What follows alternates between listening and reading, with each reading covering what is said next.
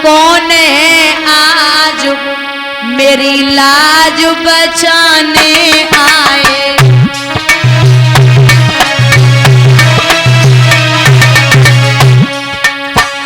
कौन है आज मेरी लाज बचाने आए, धर्म के नाम पे बलिदान चढ़ाने आए।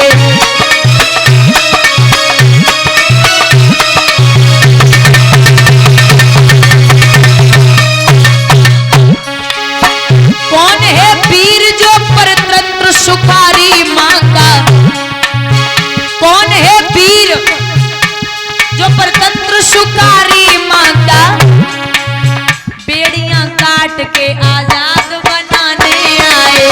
बेड़ियां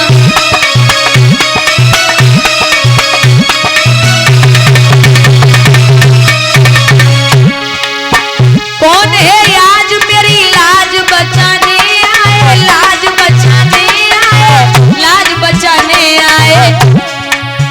धर्म के नाम पे बलिदान चढ़ाने आए। धर्म के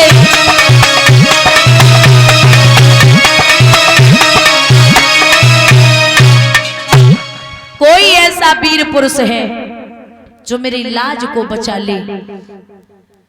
महाराज परीक्षित ने धनुष पे बाढ़ चढ़ा लिया और जवाब दिया, निधड़क हो निर्भय हो कपिले, सेवक सेवा में हाजिर है, विश्वास रहे मैया मेरा, तुझ पर सर्वस्व निछावर है। मैं आया हूं ना, मैं बचाऊंगा।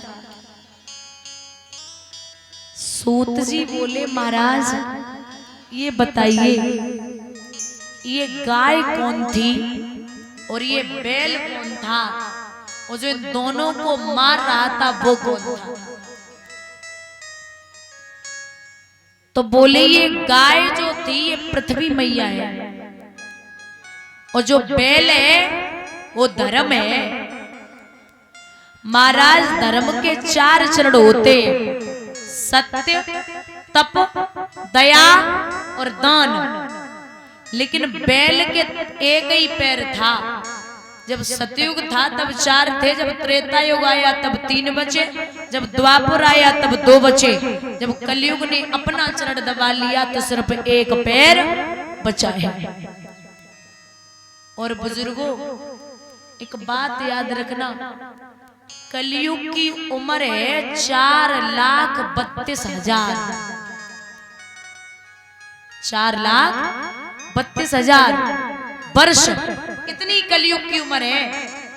पहले चरण में आदमी की उम्र रहेगी कलयुग में 100 वर्ष, दूसरे चरण में रहेगी 50 वर्ष, तीसरे चरण में रहेगी 25 वर्ष, और चौथे चरण में आदमी की उम्र रहेगी 12.5 वर्ष। दूसरी बात, अभी 5,000 कुछ कलयुग बीत चुका है, 5,000 वर्ष से ज्यादा। और जब घोर कलयुग आएगा तब न माँ बेटे को देखेगी और न बेटा माँ को, न पिता बेटी को देखेगा और न ही भाई बहन को देखेगा। जानवरों वाला रिश्ता चलेगा। एक 9 वर्ष का बच्चा दादा और नाना बन जाएगा, ये भागवत का प्रमाण है।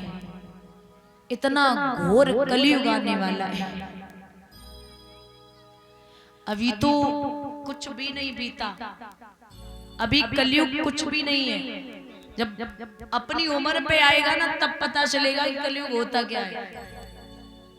अभी हम और आप कितनी बार मरेंगे, कितनी बार जन्म लेंगे। तो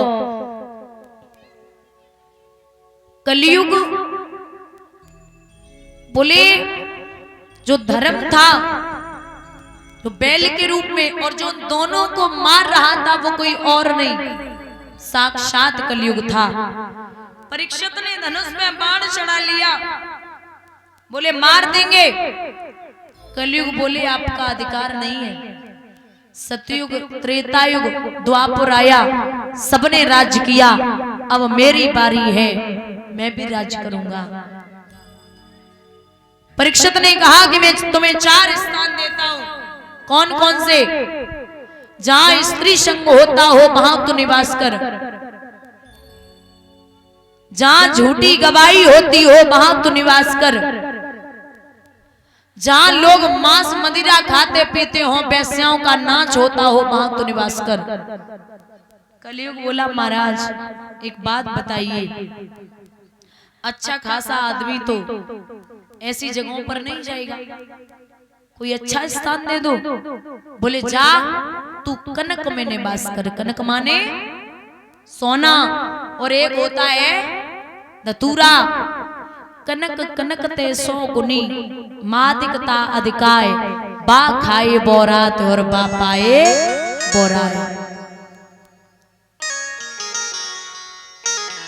तू भी उस सोने में निवास करेगा जो दूसरों का लूटा हुआ हो, छीना हुआ हो। कलयुग ने विचार किया कि अब कहां भागे, इसलिए जो परीक्षित ने सिर पे मुकुट बांध रखा था वो उनके बाबा भीम युद्ध में जरासंध से छीन करके लाई थी। तो उसी मुकुट में वो कलयुग सूक्ष्म रूप से बैठ गया। अब कलयुग के आदमी की इतनी बुद्धि खराब रहती है, जिसपे कलयुग भी बैठ जाए वो कितना पागल होगा। प्यास लगी, समीक ऋषि की कुटिया की तरफ बढ़े, आवाज लगाई है, हे महात्मा जी नेत्र खोलो। नेत्र खोलिए महाराज। लेकिन महात्मा भगवान के भजन में बैठे। भक्ति और भजन, भक्ति और भजन महाराज ऐसा होना चाहिए जो एकांत में हो सके। एकांत की भक्ति असर करती है, तभी तो आप लोग अलग परिवार को छोड़ के रहते हैं कि भगवान की भक्ति हो सके। लेकिन कछु लोग तो ऐसे होते ना, माला जप रहे, राम राम नाम, मैसिया ढिली बांधी और फिर शुरू। ऐसी भक्ति में आनंद ना आवे। तो आवाज लगाई, मातमा अखियां खोलो और हमको पिलाई दे ठंडो नीर।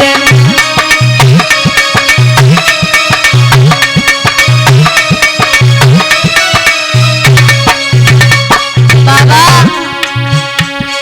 ओ बाबा प्यास से निकले प्राण,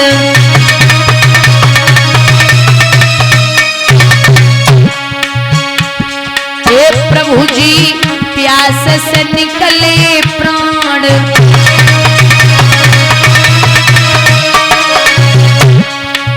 हम पे कृपा करो भगवान,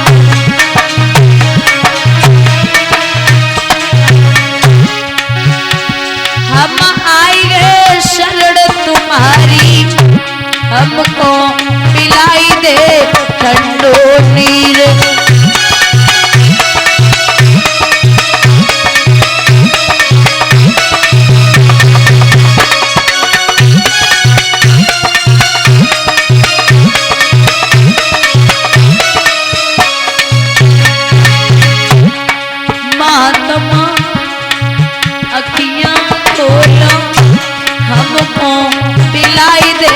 ठंडो नीर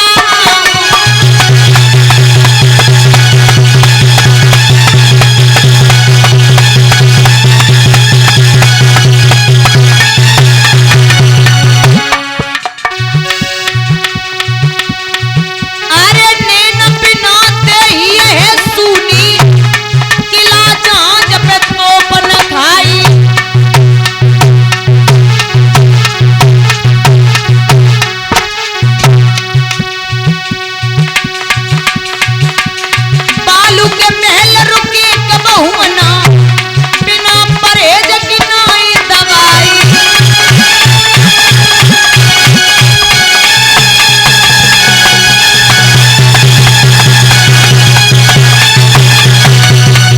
ए भैया अरे बोगर कबहू न पन पिसके, जमी पालक चोर चटोर लुगाई। बेनीच महापापी जो झूठी बात प्रत्येक गवाई।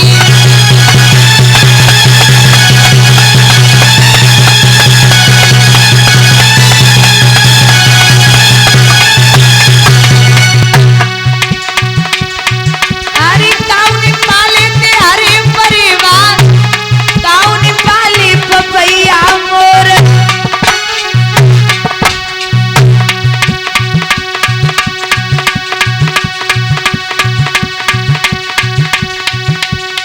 पूनम यादव ने हृदय में पालो, कोई मथुरा को जिंदगी